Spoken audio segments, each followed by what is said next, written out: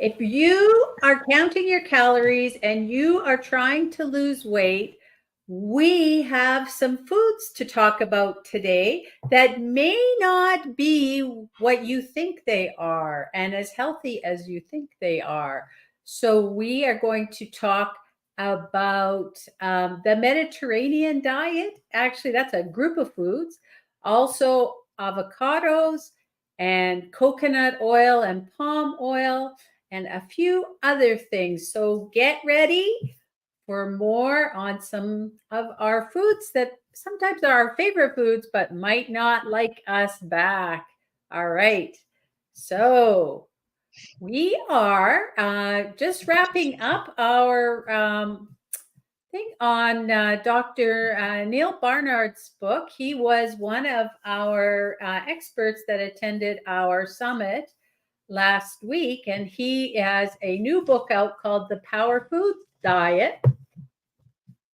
Yeah,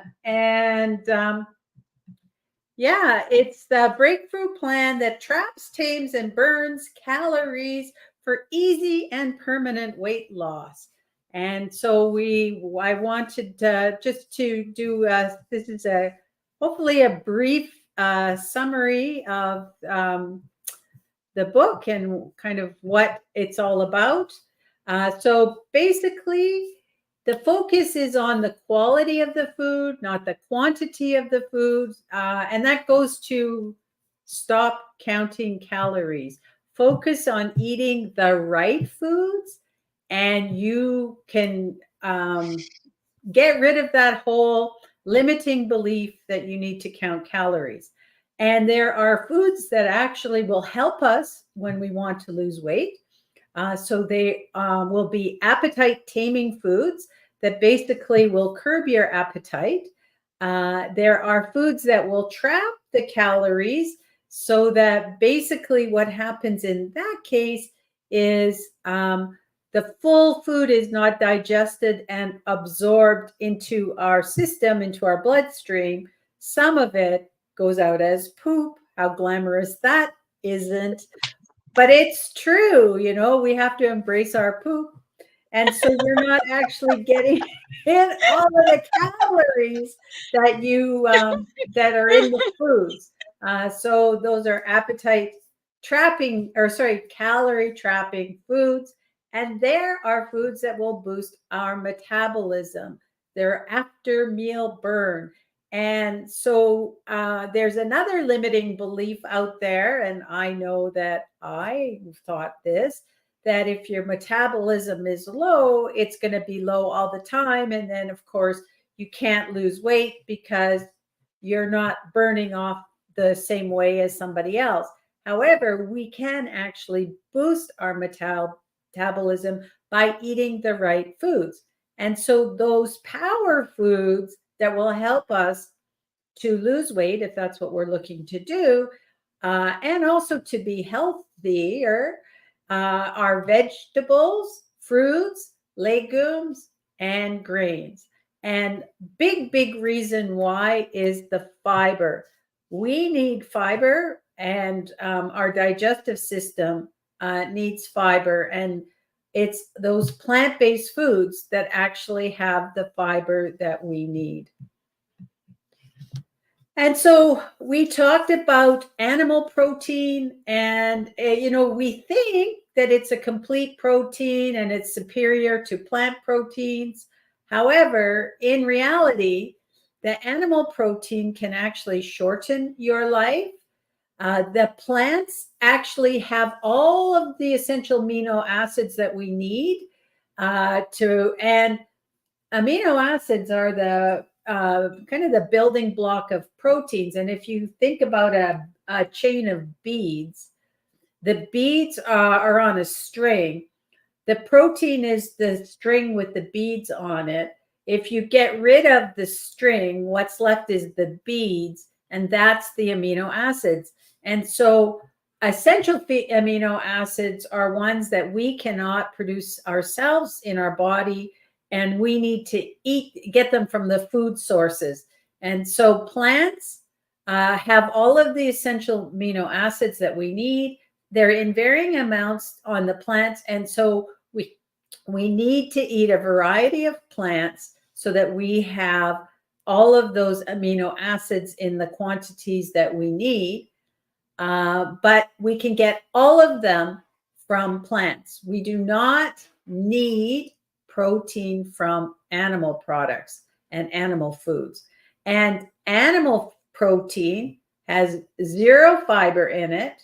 It's high in saturated fats, which is the bad fat that actually increases our cholesterol levels and also puts us at greater risk for Alzheimer's disease.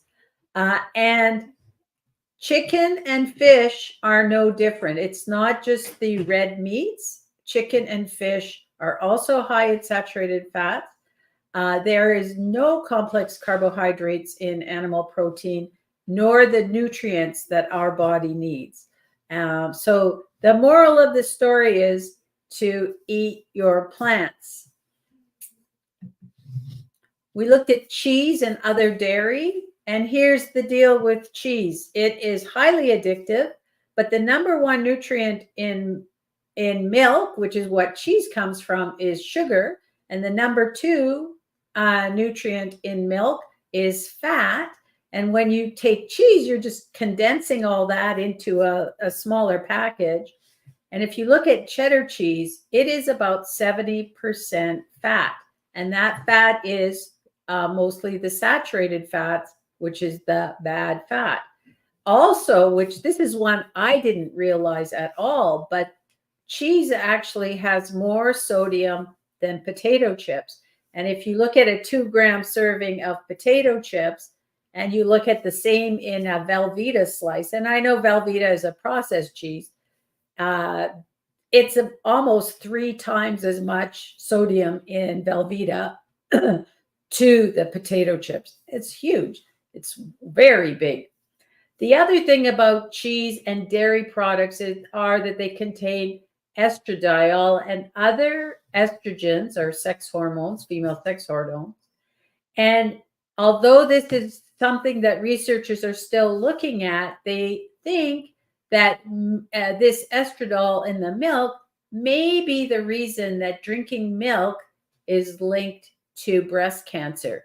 And the maybe is the estradiol, but researchers have determined there is a link between how much milk you drink and your risk of breast cancer. And then you've got all these dairy products. Now, skim milk is no better. It has lower fat, but it still has all of the sugar and all of that, all of the dairy proteins, and it also still has all of those estrogens in it. So you're not really benefiting a lot from switching to skim milk options. And yogurt, how is that kind of stack up? We've been, I guess, through advertising from the dairy industry, come to think of yogurt as being a really great probiotic because it has it's fermented. It has the bacteria cultures at it. But what they found is it really has very little health benefit. The bottom line is, for a healthy gut, you need to have your fiber from plants. That's how you get a healthy gut. And the good news is that within as little as 5 days, you can improve your gut health by eating more fiber from plants. And not gummy fiber either, by the way.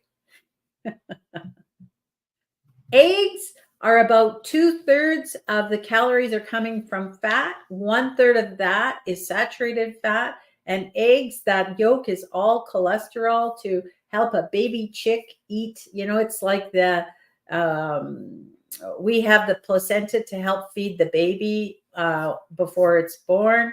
The same thing, the chicks use the yolk is where they get all of their the food to grow them so they can hatch at the end of, I think it's about 28 days. And so there's tons of cholesterol in eggs. Oils, Now, vegetable oils are better than animal fats. We don't need to have extra fat in our diet. We can get what we need from veggies, fruits, and beans. And the bottom line is that added oil will slow down any weight loss. And you have to keep in mind that a lot of this information is good overall information, but the slant or the kind of what they're looking at is how does all these foods influence our weight loss? And so let's move on and talk about the Mediterranean diet. And so the Mediterranean diets are, kind of always they're linked to good health. And I know there's some of the blue zones where are areas that use the Mediterranean diet. But the bottom line is, from a weight loss perspective, they do not do well.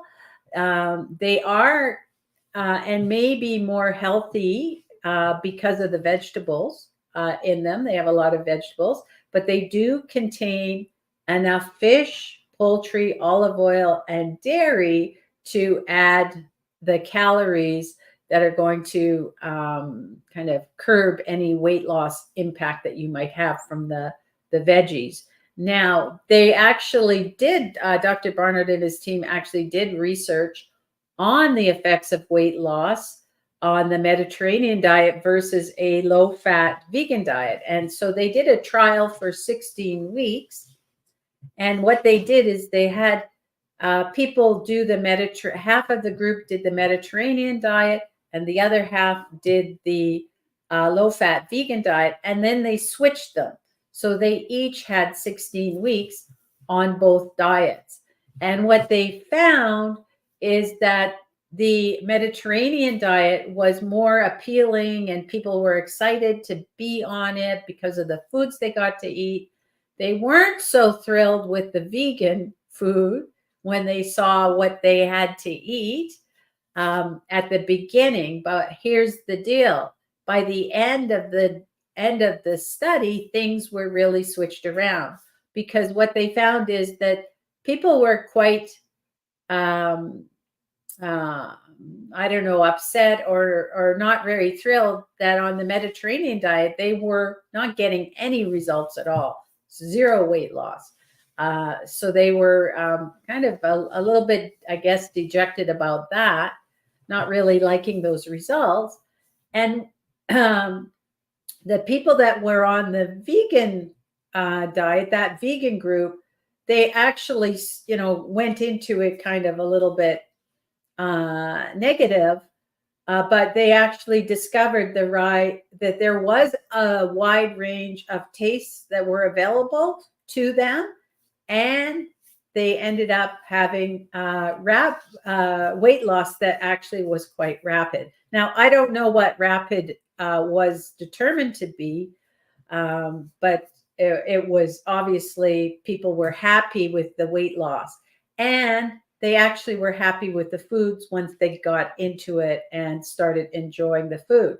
And so those that switched from the vegan diet, they started with the vegan diet and then went to the Mediterranean diet, basically ended up gaining the weight that they lost back by going on to the Mediterranean diet.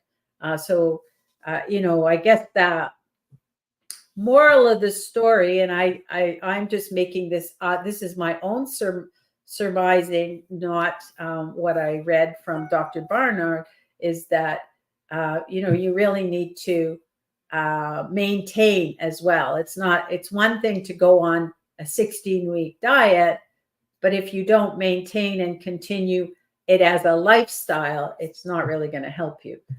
So I thought that was interesting that the people that started on the vegan diet ended up gaining back the weight when they did the Mediterranean diet. So the bottom line, if you're looking to lose weight, the Mediterranean diet is not going to be your friend. Now, we're going to look at coconut and palm oil. So palm oil has already been, talked about before as not being so healthy. And coconut oil is in what Dr. Barnard is saying is not a healthy option. The first thing is that it's high in calories, as all fats are. They're 9 calories per gram.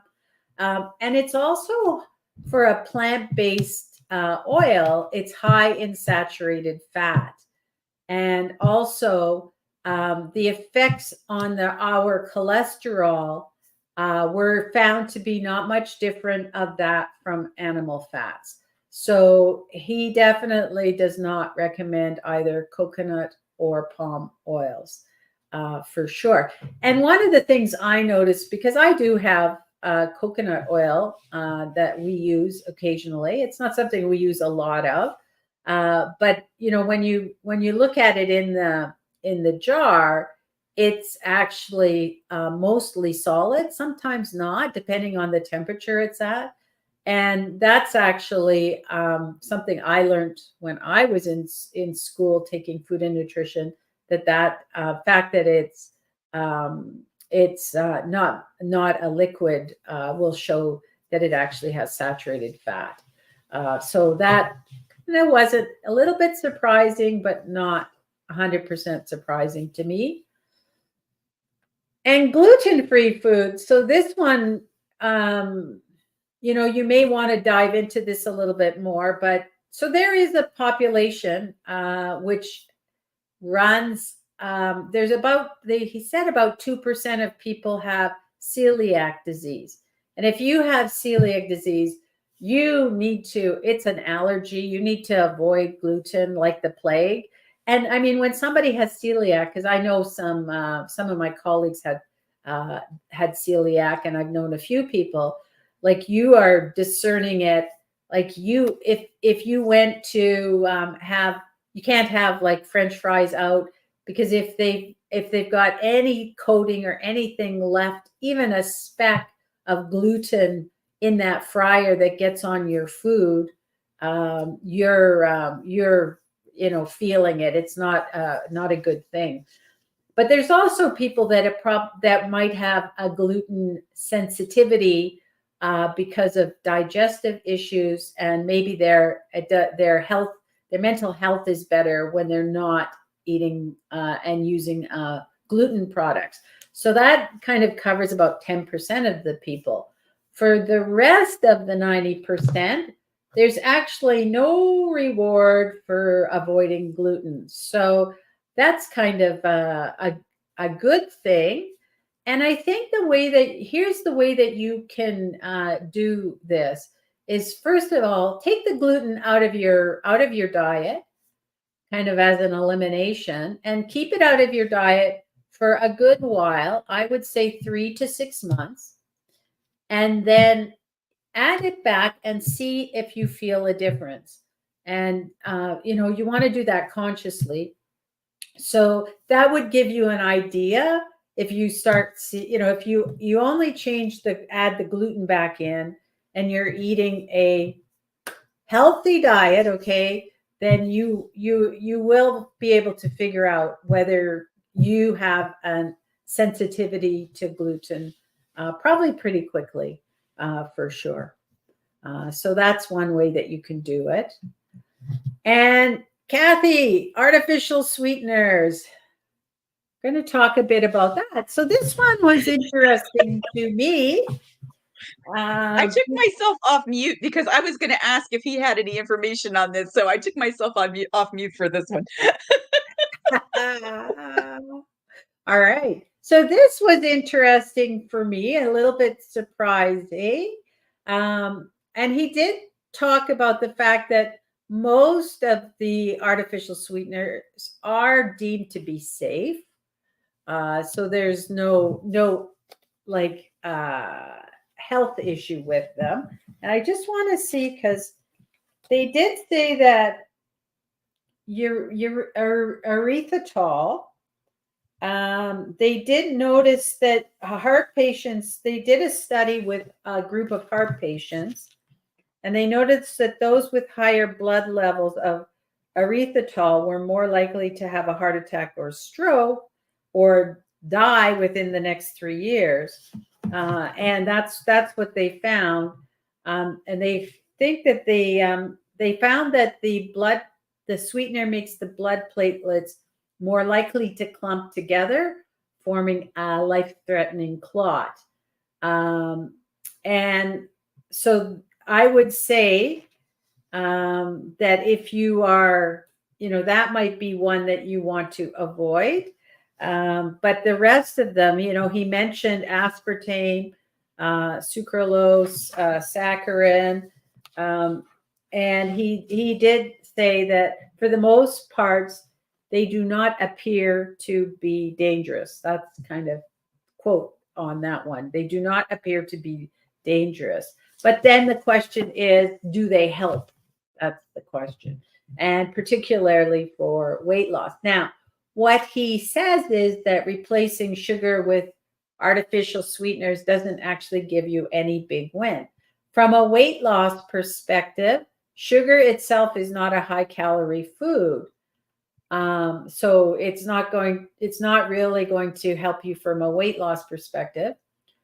It also does not prevent diabetes either. So that's one that kind of people think that diabetes is caused by how much sugar you take in, and that is not the case. And Dr. Barnard has been very instrumental in diabetes research. So he knows his stuff for sure. He's done a lot of research on diabetes.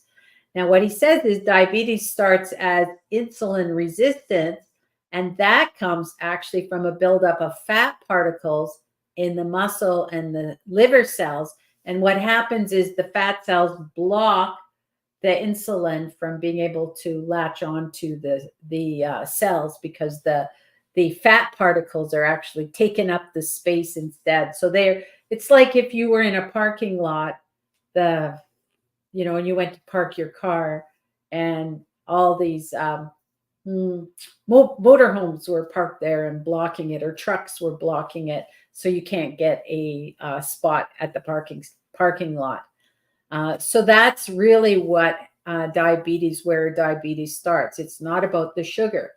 But on the other hand, you want to be careful because, if you are craving and have persistent sugar cravings, and I know that's a real issue for people, then these artificial sweeteners are going to actually maintain that desire for sweetness and maybe even heighten it. And what sugar lures us to things that are definitely not good for us, like cookies and cakes and all those donuts and all those sweet things that have a lot more than just sugar. So sugar on its own, he's saying not so bad, especially when you're looking at weight loss. You want to look at what's happening when you're doing your sugar. So if you're looking at just having a teaspoon of sugar in your coffee, maybe that's not so bad, and you really don't need to trade that off for an artificial sweetener. And that's the way that I read this. Now, he does I'm so happy. I'm so happy.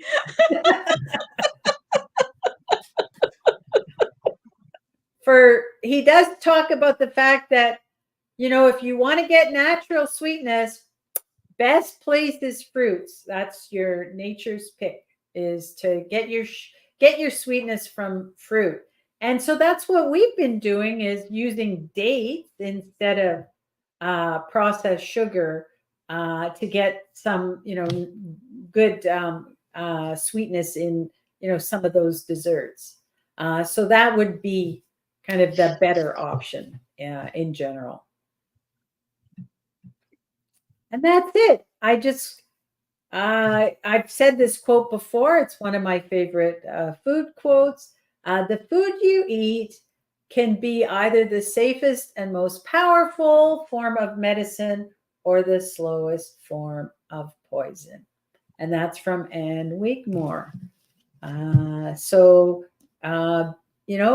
It's very important for us to really choose what foods we want to eat and be discerning about what we're eating, for sure. Any questions? Yay, Kathy. Of course, I have a question. So, when I was on my quest to try and find a sweetener that was supposedly I thought better for me, that not the artificial sweeteners, I tried date sugar. Yeah. I tried fig sugar. I tried all these other. Did he? Does he have any input about those, or are they? Those fall under the natural sugar category. Okay. Okay. He definitely did talk about those.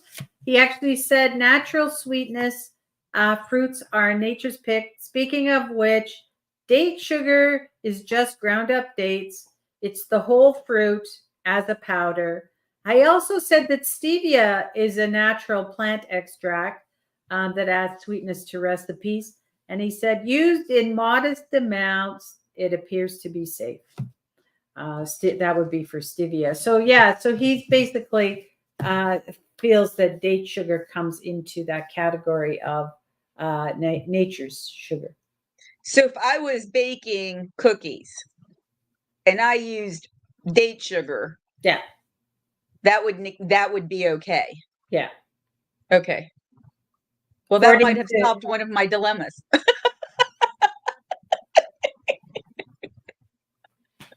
Just as long as when you're adding all the other stuff you're adding to your cookies is good too. Thank you. That challenge accepted, right? Yeah. You just never know. I went for the other way. Just don't have it at all. Then you don't have to worry about it or think about it. Anyway. All right. So this is my last plug for my Spring Clean Reset, the 14-day Kickstart program. It starts on Monday. Actually, today we are doing the prep call.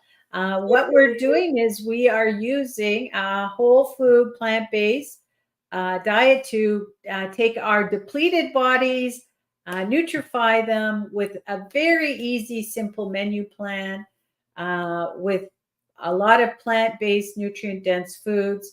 We are going to detox the liver and do some mindfulness practices over the 2 weeks. And I expect and guarantee that you will have more energy at the end of the 2 weeks. If you don't, I'll give you your money back. And we have this great book that you get with it, the Eat Real to Heal book.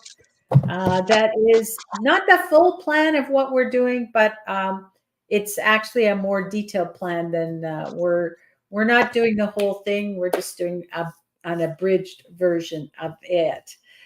So if you're interested, contact me at Debbie at myplantstronglife.com, or you can check out the URL with the QR code here. There's more information there. And for the rest of the week, I am traveling to Los Angeles for the Vegan Women's Summit on Friday. And I'm really hoping, depending on how things go, I can actually broadcast from the Vegan Women's Summit. I'm not sure, but I'm going to try on Friday to do that. But I think if not, we are going to have a couple of interviews that I did last year with some of our guests that were on our recent summit. They've got some really great information to share, so I will share that with you if I'm unable to attend live myself. So enjoy the rest of the week if I don't get to see you. And we'll be back for sure on Monday. Maybe a little tired, but we'll be back on Monday. Bye. Bye.